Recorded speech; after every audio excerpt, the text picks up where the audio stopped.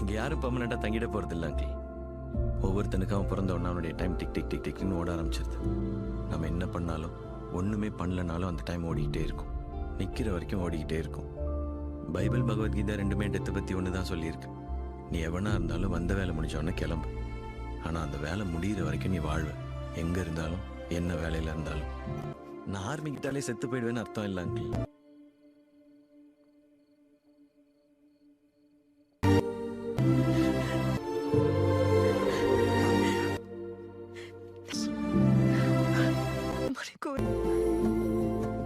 வீடு தேடி வந்திருக்கு.